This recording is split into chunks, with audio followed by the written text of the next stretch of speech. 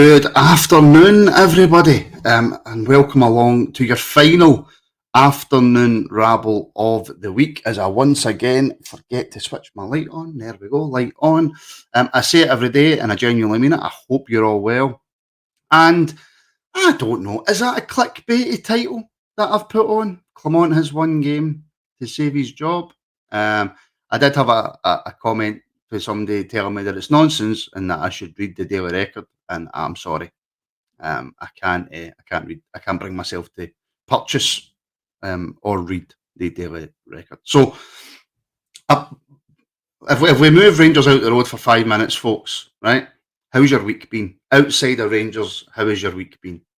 I must say, for anybody who works from home, it's a lot more challenging, I think, than what people realise. I've probably put on about a stone, which is why I'm trying to get myself fit again, get back up the hills, and then I'll talk more closer to the time about the charity walk that I hope a lot of you that watch get involved in and do with me, and raise some money for the Rangers Charity Foundation. But closer to the time, we'll get all that sorted. We'll get the sheets put out, and we'll get names for people who want to do it, and we'll get up the mountains. Ben Lomond, I believe I said it was going to be, but we might look at maybe a more challenging, less challenging. All depends on my fitness at the time. So, yeah. How are we all doing? James Cameron, good week for me, Martin, apart from Rangers. Yes, Rangers do tend to spoil your week, your weekend. They do tend to spoil it. I certainly won't be running up that hill, London.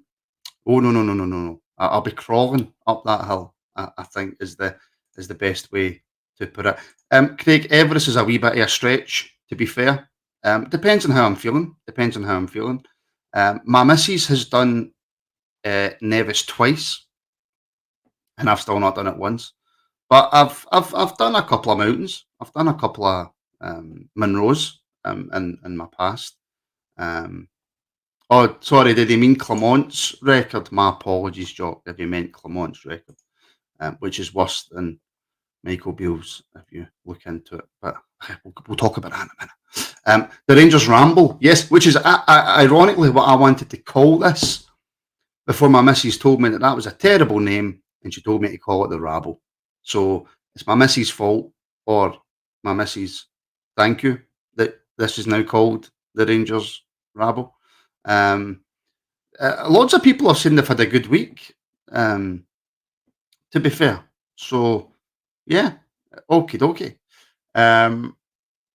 Kelso, hi Martin, listened, read and watched a lot of Rangers pages and podcasts the last few days.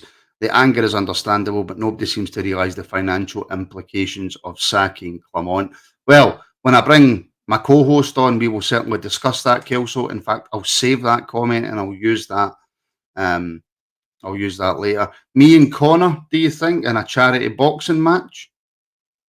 I think me and Connor would both probably be up for that. We've had a few ding dongs in the past. The Rabble is much better. Yes, it is. It is better than the Ramble, and it's much better. And Wolf saying Ben Nevis was the toughest thing I've ever done, and I include running marathons in that. Well, my missus is like 5'2", and she managed it no bother, Wolf. So, Connor would smash me, Donald. You're absolutely right. As Alex is the ref. Alex is 6'5", and me and Connor are like 5'2". So I don't think that would really look that good with it. Anyway, folks, it's back to normal today. Yesterday was more of a serious conversation. We were all still feeling a bit down and a bit peeved off. Today, feeling a wee bit better. So I've brought the old graphic back, folks. So it is now time for Question of the day. The overlay that is so terrible is actually good. That's all I'm going to say. It's such a bad wee clip that it actually is just so good. It's that silence. Question of the day, silence. So yeah, that is back. And we've talked a lot about favourite films, what films make you cry. So I thought I would stick with the movie theme. And today it simply is, who is the best movie or film villain? Now, there's plenty to choose from. Me and Alan spoke about a few before we started. The one that instantly came to my mind was Jim Carrey in Batman, playing the Riddler. I thought he was great at that. But what's Neil, honestly, that's he's straight in with Big Phil. that's Do you know, Darth Vader never even came to my head. But yeah, Darth Vader is right. Okay, so I need to fess up here quickly before I bring Al in. Before we start talking Rangers, I need to fess up. I've never actually fully watched a Star Wars film. I've had them on, and the missus has had them on, and I've seen the bit with the wee boy racing or something in one of his spaceships, but I've never actually watched a full Star. I know stuff about it because I've heard people talking about it, but I've never fully watched one. Quint and Jaws. Surely it would be Jaws and Jaws, but I can't remember. I've seen Jaws once. That's I don't really remember it. And there you go, Tim. Jaws, as in Jaws and Jaws. Heath Ledger as the Joker. I've not actually seen that one, but apparently he's phenomenal in that. I'm surprised that London hasn't came straight in with some kind of serial killer. Michael Myers, yes. Quite a few people saying Heath Ledger. I've quite a few people saying Darth Vader. Aldo's gone James Tavernier. He's gone along the Neil route. But yeah, keep getting them in, and I'll bring up as many as I can. And that was your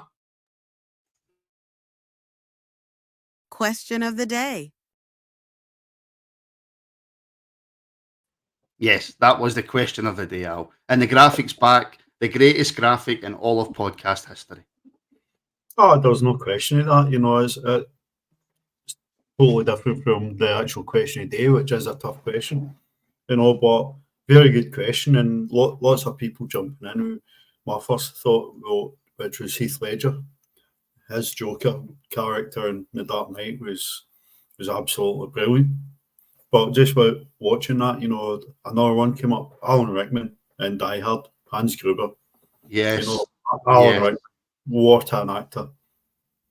Yes. Do you know what? I put Die Hard on last night because me and the missus were watching Christmas movies. It's not a Christmas movie though, is it? It absolutely is. It's not a Christmas movie. It's literally a story about a man fighting through adversity to get home to his family for Christmas. It's a Christmas movie. It's not a Christmas movie because he's already home. He's in Nakatomi Plaza. He's already home. Right? Is Die Hard a Christmas movie? Yes or no, people? Right? Because me and Alan are about to fall out. It is not. It is not a Christmas movie. It just isn't. Yeah, I'm just looking. There's quite a lot like Pennywise. That original one. If you watch it now, it looks quite. It's not that scary. The original version, but I suppose a lot of films are like that, Alan. If you watch them back, the old horrors, because of all the graphics and that we've got today, they're not as intimidating or scary. Some of them, I suppose, but if you go back and watch the original Shining against the remake that came out years later, the original's far, far more intimidating and much less a scary film. Jack Nicholson was absolutely tremendous in that. Yeah, it was so good. He's just a brilliant actor, to be fair. I think a comment suggests that you're actually wrong about Die Hard not being a Christmas movie. I just think that most people watching this don't have a clue, if I'm being honest. Because I'm looking through some of the answers. Yes, it is. Yes, it is. Colin's an extremely intelligent man. Paul, I don't know what you're smoking, Paul, but Die Hard is a Christmas movie. Theo's saying it's a Christmas movie. Aldo's got his keyboard stuck. Kelso, very intelligent man. JD's confused. James Cameron, yes, Die Hard is a Christmas movie. The Sniper, yes. Wilf, just as a typical Wilf, it's a movie set at Christmas. And Scottish Wilder says, yes, it is a Christmas movie. I will agree to disagree on that, folks. But it's a great film, and it's quite a cheesy film as well, because Alan Rickman's German accent is atrocious.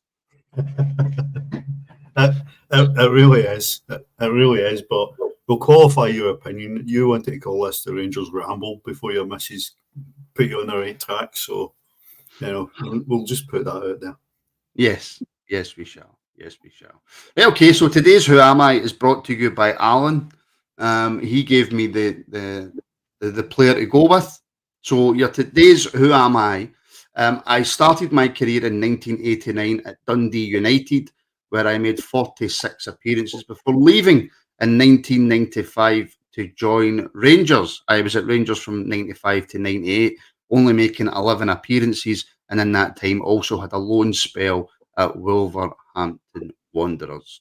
The rest of his career is 1998 to 2001 St Johnstone, 01-03 Livingston, 03-04 Dundee United again, 2004 Motherwell, 2005 Clyde, then Brecon, then Albion Rovers, and then finishing his career in 2006 to 2008 at Carnoustie Panmure, or Panmure, I don't know how to pronounce that properly. So get your guesses in. People are really quick with their guesses, and that's when you know they're not Googling. Doesn't mean they're right, though, Alan. No, it doesn't. Instantly you can kind of get down the wrong track. Who am I? If you make up your mind quite early in one of the teams, but sometimes you just instantly grab it for some reason. Random players just stick in the head. Yeah, they absolutely do.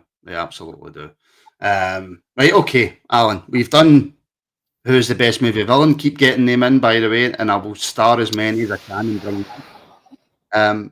But we're going to talk about Clement. We're going to talk about the weekend. We're going to talk about the Motherwell game. But before we do, just to show you how professional the Rabble has become, folks, we will be back to you after this short message from our sponsor.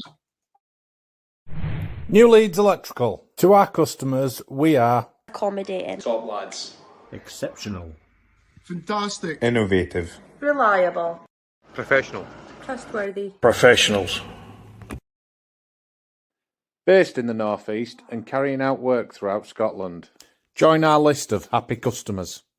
Contact New Leeds Electrical now on 01779 487 261. Now, if that doesn't show that the Rangers Rabble has become extremely professional, I don't know what does. I really don't know what does. We've got an advert, an actual video advert. They said professional and then professionals, Thomas. So technically it's two different ones. So yeah. So thank you very much to our new sponsors, New Leeds Electrical, and that is their video. So yeah, give them a call now.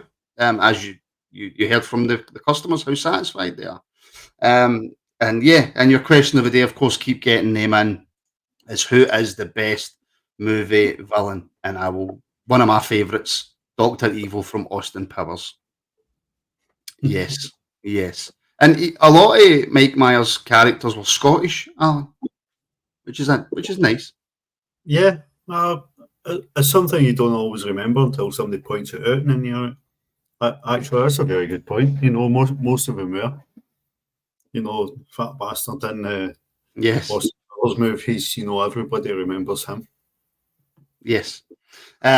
So get your thoughts in, and I'll just say, folks, there's over 300 people watching on YouTube, and we've not got 50 likes yet. So you know the drill. Get the likes in, like, share, and subscribe. Don't make me keep asking. If you're an electrical sponsor, senior, your question of the day jingle they would pull out. That's not very nice. And Andrew, I know he's Canadian, but he plays a lot of Scottish people.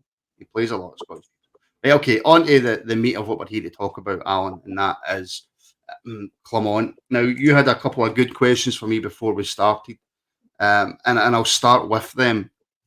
Lessons to be learned in offering long-term deals to managers. Explain what you mean by that.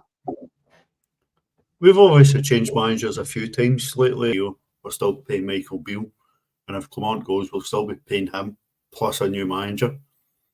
I think it was a 4-year deal for Gio.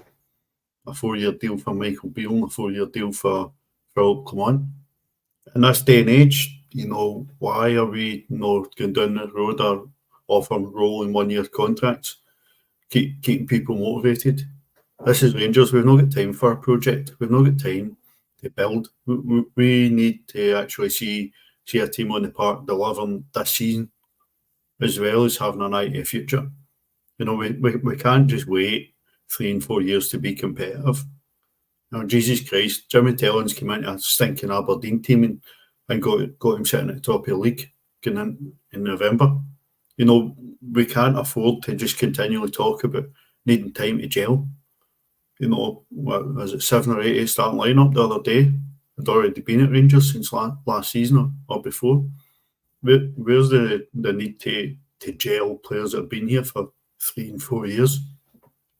I think that we're tying ourselves in bad positions, offering long-term deals to managers, and I think it is inevitable. Philip Clement, he's on borrowed time, and we've got to need to learn from that. And next time we're going to have to offer somebody a short deal, 1-year rolling contract. Keep proving yourself, you'll keep earning. It's bonkers the way we're doing it, and you're on mute. That's another yellow card. Sorry, just to jump straight in on what you're saying there about offering somebody like a year's rolling contract. I get that. I think Celtic done that with Anger, I think. But you don't always get lucky with any type of managers. And the argument back to that, Alan, would be, well, no seriously good top manager that we can maybe attract is going to come on a 1-year rolling contract. We don't seem to get lucky offering 4-year contracts with security either. Yeah, that's true. I know you like playing devil's advocate, so there you go. I know, but your answer could have been a bit longer than that. You just kind of shot me in the head there and walked away. That's obviously a concern, but managers with the right motivation, will come in, and if they can even look at the club as a stepping stone. I know we don't want that, I don't want people coming here just to use Rangers as a vehicle to get to the English Premier League, but it's much easier for a manager to get out a rolling 1-year deal than maybe it is a 4-year deal if somebody comes calling in the English Premier League. So yeah. both from a club side and from a potential manager side to having a 1-year deal. People might come to Scotland and not know if they're going to actually like being there, and obviously take a reputation in the league into consideration. So a 1-year deal and a rolling 1-year deal and having that little bit of security, it does appeal to some people, or I would think it does. Yeah, but then the question comes in as well, Alan, right? So we bring a manager in on a rolling 1-year deal, and after a year, he does really well. A year comes or whatever, and he moves on. Do we then, with the position that we're in right now, the discussions that we're having, that means that we need to trust our board to continue to get the right manager in when they can't even appoint a CEO? Listen, it's all obviously a concern. The board have not been making good decisions, and people jumping on. There's nobody there to sack your manager. John Gilligan's here. He's acting chairman, so he's got all the powers that chairman has. John Gilligan and the board that are there have the power and the ability to sack the manager, if he so choose.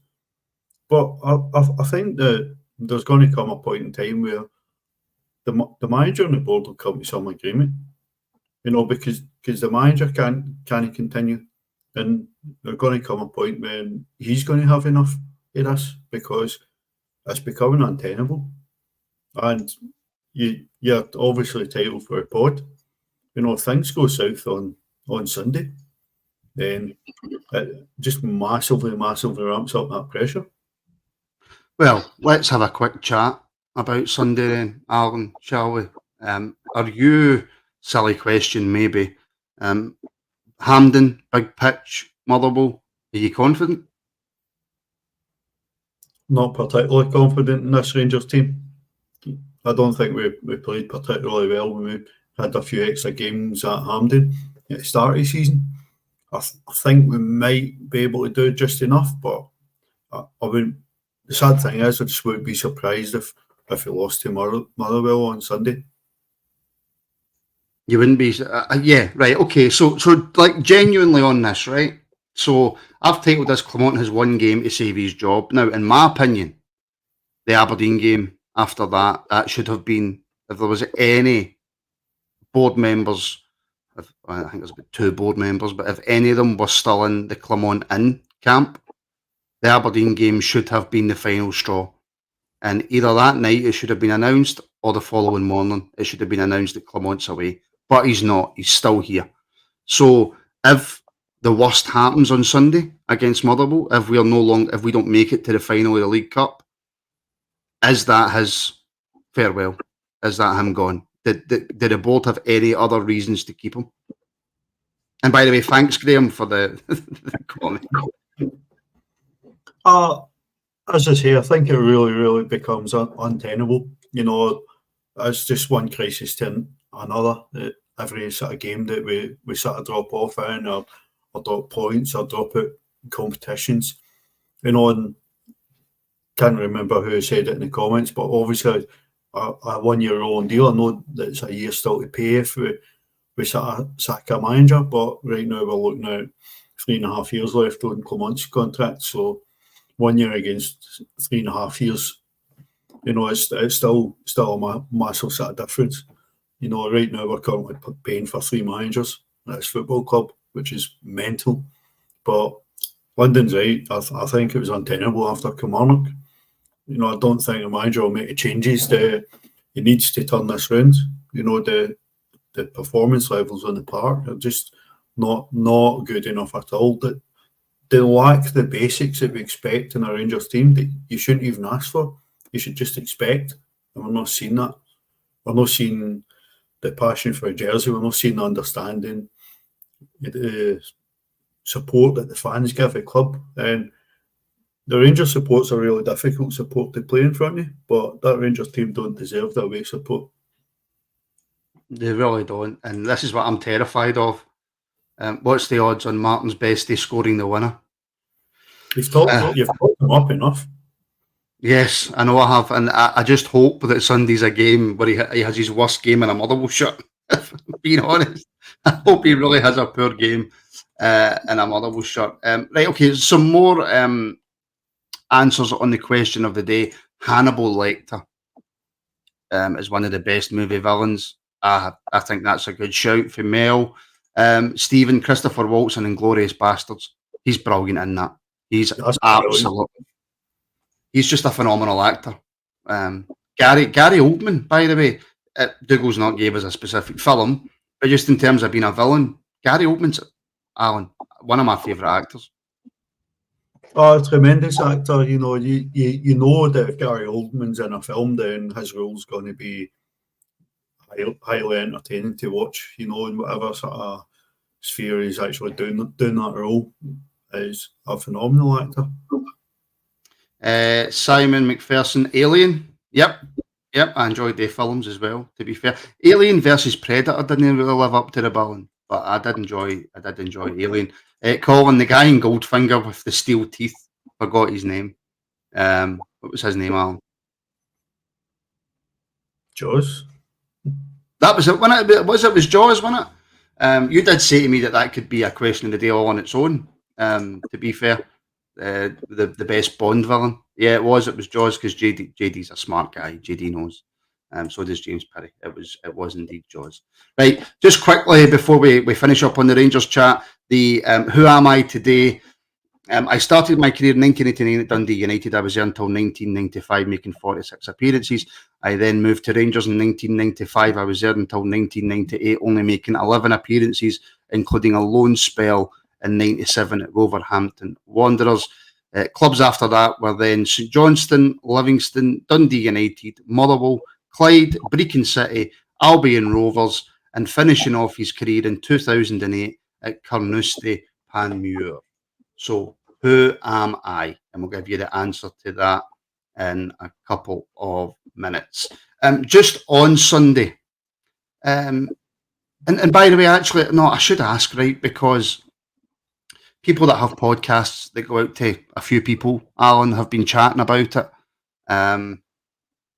by podcast it got to a few people. I mean us. Have been chatting about it. It's been all over social media. Does he really just have one game to save his job? Will the board pull the trigger if it doesn't go right, or do you think with the current board that we have in place that no matter how bad it goes, his job's safe? I find it very, very hard to see that after posting the results last week, going up to Aberdeen and losing, to then go to Sunday and potentially lose it at Hampden, all within a week each other. Shortly after a Kilmarnock defeat, then falling further behind, going into November out the League Cup at semi-final, 9 points behind Aberdeen in the league, 9 points behind them. I think they're joint top of the league. So I just think the dam's burst. If we lose on Sunday. Yeah, but that's from a supporter point of view. That's from our point of view. I don't think there's anybody left who thinks that Clement can still turn that around, right? But it's the board, Alan. Obviously, it's a difficult question because we don't know anybody on the board. We don't speak to them. But it doesn't look like they want to move on Clement. And I don't know if a defeat on Sunday changes that from a board point of view. I think it's probably the reaction of the fans in the crowd. I think had it been a cup game at Ibrox and we lost, it would be worse. But I think when it becomes extremely vociferous in the stands, then the board will be pushed to act. Yeah, I just don't know. And just finally on Sunday before we say who the Who Am I is. Do you think there'll be many changes in that team? He made 5 changes against Aberdeen, which we've discussed to death, so we're not going to go back and do that. But in terms of Sunday, do you think we will see youth in there, or do you think he will go with what he considers his strongest team? I think he'll go with what he considers his strongest team. 5 changes looked a bit extreme, but that included bringing back in, I think, 3 players that were rested in the game before. So I was just back to his sort of normal team. I very much expect more of the same, and I think that's partly why the manager won't turn it around, because he continues more of the same. I caught the highlights for the game the other day, and for him to be so out of touch and saying that's one of the best performances of the season it's absolutely staggering. And I think that you've got to ask yourself if he's trying to work his ticket with comments like that, because that's utterly ridiculous that he came out and said that after a game. Listen, we can't go over it anymore because my head will explode and I'll just get angry. Alan, who was today's Who Am I? It was Gary Bowen. Gary Bowen, yes. And by the way, there was so many people straight in. And can we give it to Scott for Borland? Can we accept that? Yeah, because let's face it, so many Rangers fans still call Cyril Dressers, and lots of players getting their name misspelled. So I think we could give it. I mean, he did change it, but I didn't want to say that. But we'll give him it. Dougal as well, straight in with Gary Bowen. Fraser Campbell got it as well, and so did the ambassador. So there we go. Right, folks, we are back tonight. Jesus, I'm saying tomorrow. Tonight at 7:30 for your Friday night Rabble, where we will delve more into the game at the weekend to obviously talk about some individual players and managers, whatever Connor has on the agenda, because Connor is in the hosting seat tonight. And then, of course, for members tomorrow morning, we have the live random Rabble and the watch along as well on Sunday. And we'll be back on public YouTube for reaction to the League Cup game. So thank you, everybody, for watching. Alan, thank you for joining me. No worries. Always a pleasure. Thank you for all the likes, shares, subscribes. Thank you to our sponsors as well, New Leeds Electrical, our first ever proper video advert, which I'm very happy about. Get yourself into the description as well. Get on to the Rabble Island store. I've just purchased a couple of teddy bears off it, which I'm looking forward to getting. You can get as well t-shirts, tote bags, cups, key rings, snoodies. There's loads of stuff on there, so get on that in the description as well. And if you want your Rangers Rabble travel mugs, If you want your Bang on the Banana t-shirts, which as soon as mine comes through, I will be showcasing for you, then just simply email rangersrabble@gmail.com with either travel mug or Bang on the Banana in the... I think it has to be said that you shouldn't be the first one wearing the Bang on the Banana merch to showcase it. Connor was wearing it last night on the members phoning. So the members got a wee glimpse of the Bang on the Banana t-shirts. And by the way, for members or just people who watch, obviously we have MRG Electrical and Newlead, so we've got 2 electrical companies as sponsors.